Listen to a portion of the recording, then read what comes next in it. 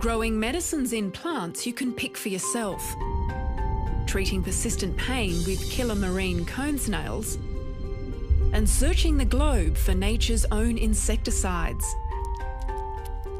It's research that sounds too diverse to be related, but all of it is the work of internationally acclaimed chemist, Professor David Craik. And all of it was inspired by one rather unremarkable-looking African plant. This is a plant called Oldenlandia affinis, or locally known as Calata calata. As you can see, it's just a weedy-looking herb that grows all around the Congo region in Africa. Interest in the plant was sparked in the 1960s when Laurence Gran, a doctor working for the Red Cross, saw pregnant women drinking tea derived from the plant to aid childbirth. It was later found that a peptide known as Calata B1 was the active ingredient in the plant. It's actually a uterotonic agent, so it affects the contractions of the uterus and makes the childbirth process much, much faster. But the question is, why did it even work? After all, peptides are small proteins, and protein drugs don't survive if you swallow them or boil them. So why did the Calata peptide survive both? The key was its unique structure. Typically, a protein is made up of a linear chain of amino acids with two ends. The sequence of that chain encodes its three-dimensional shape and function, but it's still left with two loose ends.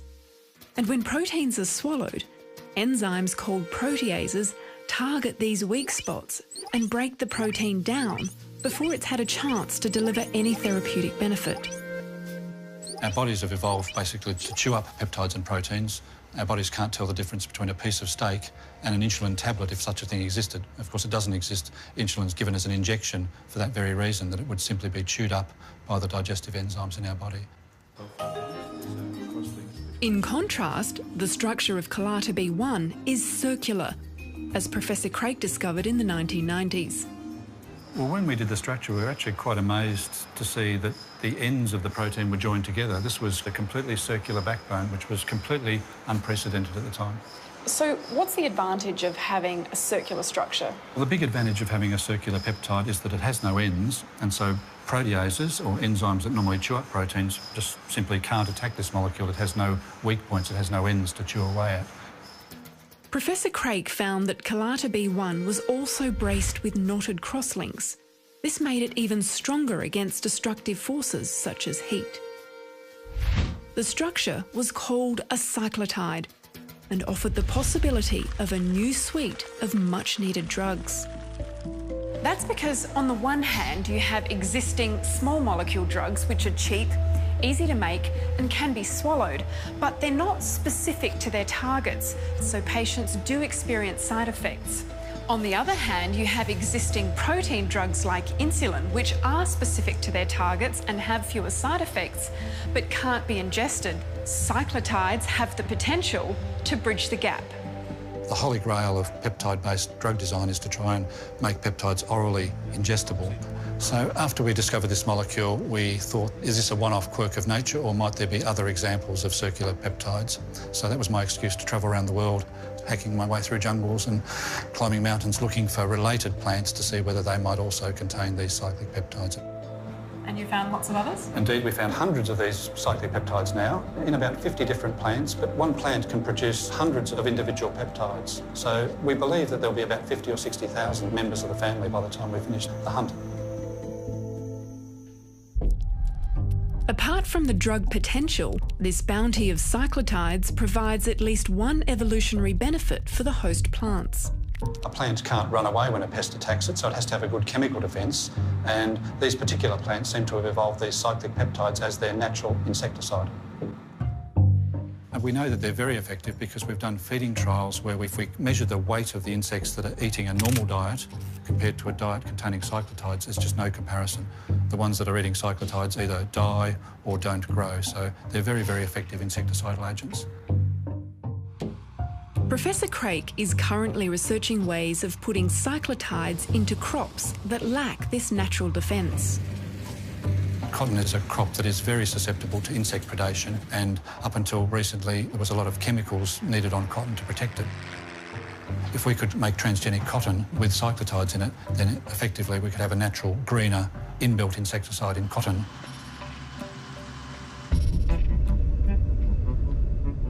The great advantage is that the cyclotide structure can have its insecticidal benefit removed and replaced with a sequence that codes for a pharmaceutical benefit.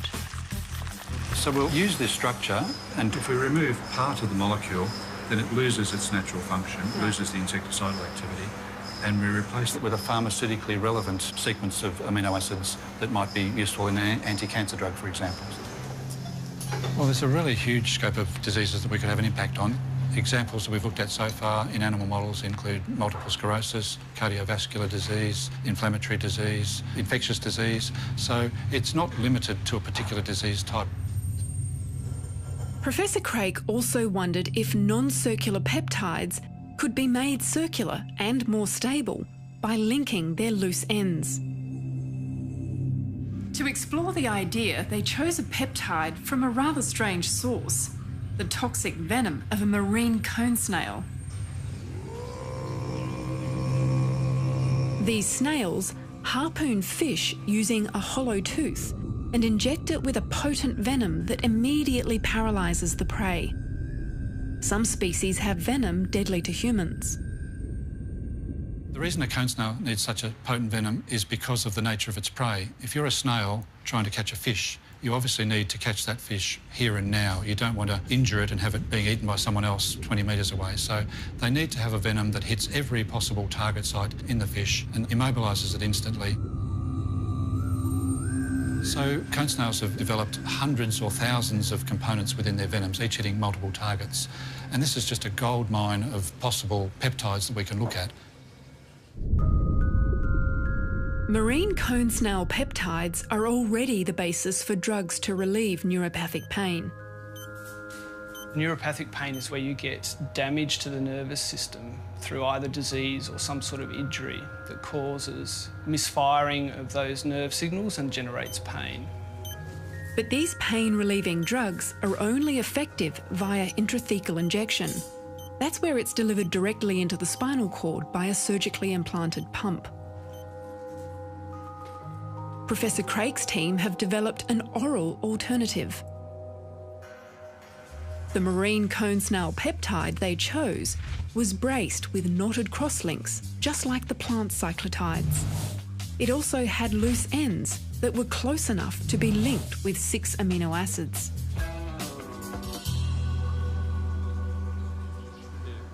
In rat trials, it's proven to be 150 times more potent than the market-leading drug. Human trials are still several years away, but Professor Craik believes more drugs will follow. When we started, it was quite a challenge to develop the chemistry to join the two ends of a peptide together. Now we've developed it, it's actually applicable to a whole range of proteins, and so about 25% of them have their ends quite close to each other naturally, and so it can be applied quite broadly as a platform technology. Professor Craik's research is not just focused on discovering new drugs, but also growing them in plants. That's because once injected with a pharmaceutical cyclotide, plants that naturally produce their own can become efficient factories for the new genes. In terms of using plants as production factories, technically we're actually not very far off at all.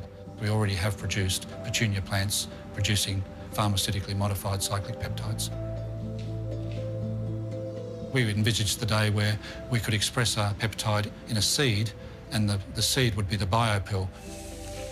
Many third world countries can't afford high-tech protein-based drugs, but if they could be growing these plants in their backyard, producing these designer protein-based drugs, it could be done very, very cheaply. So that's our dream for the future.